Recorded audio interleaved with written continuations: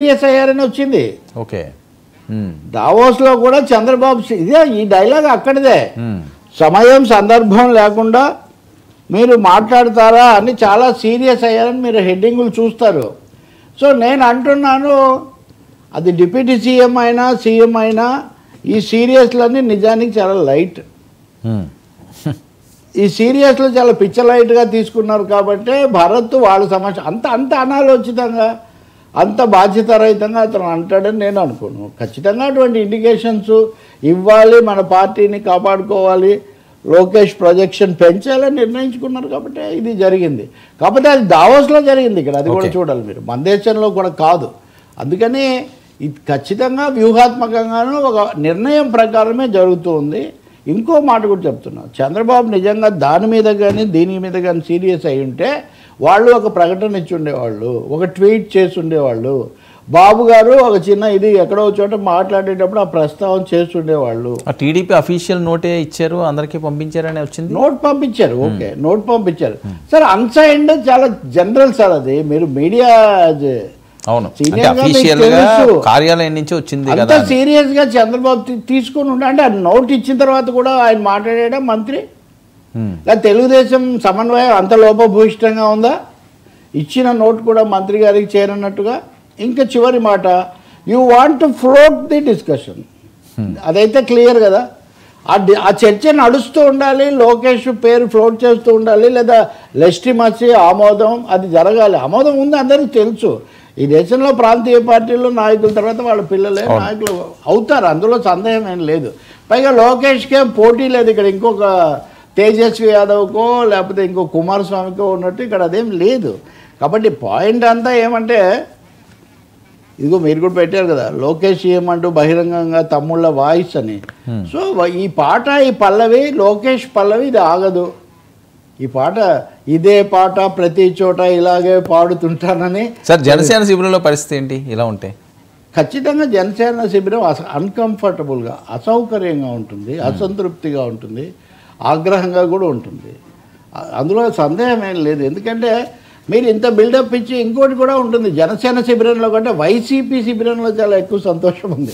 నిజానికి ఏది నాకేమైనా సరే ముందు వాడు పాడైతే చాలా మంచిది అన్న పద్ధతిలో మీరు ఆ సంతోషం కూడా వైసీపీ శిబిరంలో చూస్తారు. ఈ అంశానికి వాళ్ళు ఎక్కడ లేని ప్రాధాన్యత ఇస్తున్నారు. చూసారా, మేము ఎప్పుడు చెప్పాం కదా, యూజ్ అండ్ త్రో, ఇవన్నీ సిద్ధాంతాలు వాళ్ళు తీసుకొస్తున్నారు. ఇంకో మాట కూడా, ఇందుకోసం వాళ్ళు లోకేష్కు ఎక్కడ లేని ప్రచారం ఇస్తున్నారు. గతం కంటే కూడా ఇప్పుడు లోకేష్కు చాలా ప్రచారం ఇచ్చి, పవన్ కళ్యాణ్ అంతకుముందు అనేకం తిట్టిన వాళ్ళు ఇప్పుడు హఠాత్తుగా పవన్ పట్ల కొంత సానుభూతి, కొంత ఎగతాళి. వాళ్ళు పవన్ లేదా జనసేనను ప్రొవోక్ చేయడానికి దీన్ని ఒక సాధనంగా వాడుకోవాలని. చూసారా మిమ్మల్ని అవమానించారు, చూసారా మిమ్మల్ని చులకన చేశారు, చూసారా మిమ్మల్ని ఎన్నికల అవగానే తీసి పారేశారు, ఇది జరుగుతుంది. కాబట్టి ఇదొక, అసలు ఇది ఎందుకు వచ్చి ఉండాలి వర్మ? అవసరం ఉందా? 164 స్థానాలు చాలా అప్రత్యేకంగా ఉన్న ప్రభుత్వం చక్కగా పథకాలు, వ్యూహాలు వీటన్నిటితో ముందుకు పోయే బదులు ఇది డైవర్షన్ కోసం చేస్తున్నారా, లేక జనసేనపై పవన్ డైవర్ట్ చేస్తున్నాడు కాబట్టి దాన్ని రివర్స్ చేయడం కోసం రివర్స్ డైవర్షనా తెలీదు.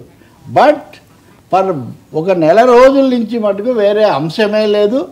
చంద్రబాబు తిరిగి వచ్చిన తర్వాత బహుశా దీని మీద, లేదా అక్కడ ఉండగానే కూడా మాట్లాడవచ్చు, ఏదో ఒక వివరణ ఇవ్వచ్చు. కానీ ఇచ్చిన ఇంకా దానికి పెద్ద ప్రాధాన్యత ఉండదు. బాబు గారి ఆశీస్సులు లేకుండా ఇక్కడ రెండు సమస్యలు. బాబు గారికి తెలియకుండా వీళ్ళంతా మాట్లాడుతున్నారు అంటే బాబు గారి పట్టు తగ్గుతుంది అని భావించాలి. ఓకే, అంతే కదా.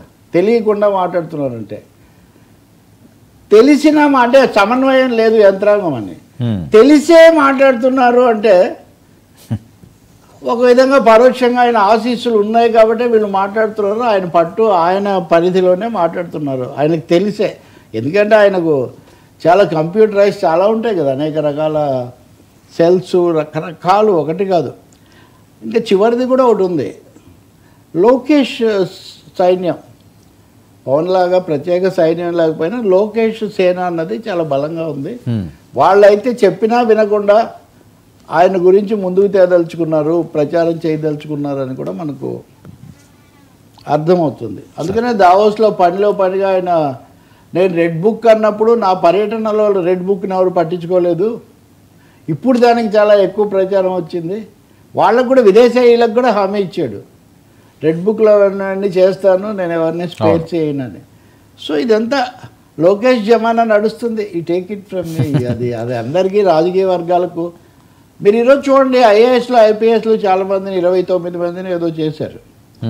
అవును, ఇదంతా రెడ్ బుక్లో కార్యక్రమం కదా. అంతకుముందు వాళ్ళని పక్కన పెట్టారు. వాళ్ళ మీద ఇప్పుడు మొన్న సునీల్ కుమార్కు అంతకుముందు తీసుకుని ఆయన మీద చర్య తీసుకున్నారు. పార్టీలో కంటేనండి, ఇప్పుడు జనసేన టీడీపీ అంటే సరే, ఏ పార్టీ ప్రయోజనాలు ఏ నాయకుడు చూసుకుంటారో అందరికీ తెలుసు. కానీ అధికార యంత్రాంగానికి అర్థం కావట్లేదు ఇక్కడ. ఓకే, అగ్రెసివ్గా వెళ్తున్నటువంటి ఈ లైన్ను ఫాలో కావాలా, లేదా కొంచెం పెద్దరికంగా అన్నీ చూద్దాము అట్లా ఇట్లా అన్న చంద్రబాబు లైన్ ఫాలో కావాలా? ఇది కూడా ఒక డైలమాలాగా తయారైంది సార్. సో ఈ అంశం ఎలా ఉంటే జగన్ కేసుల అంశాన్ని ఎలా చూడాలి సార్? అసలు ఏమీ చూడట్లేదు అని రఘురామకృష్ణరాజు గారు ఆగ్రహంగా కేసు వేశారు. ఆవేదన అనండి, ఆగ్రహం అనండి, లేకపోతే ఇంకేదైనా అనండి, అన్నీ కలిపి కలగలిపి నవరస భరితం అనుకోండి. అసలు రాజుగారు అంటేనే నవరస భరితం కదా. ఆస్థానాల్లోనే కదా మన నవరసాలు ఎప్పుడు పోషించబడ్డాయి. కాబట్టి ఇప్పుడు ఆయన కేసు వేశారు. ఎంతకాలం ఇది, ఎందుకు ఆలస్యం అని. ఆయన ముందు సిబిఐ కోర్టులో వేశారు, తెలంగాణ హైకోర్టులో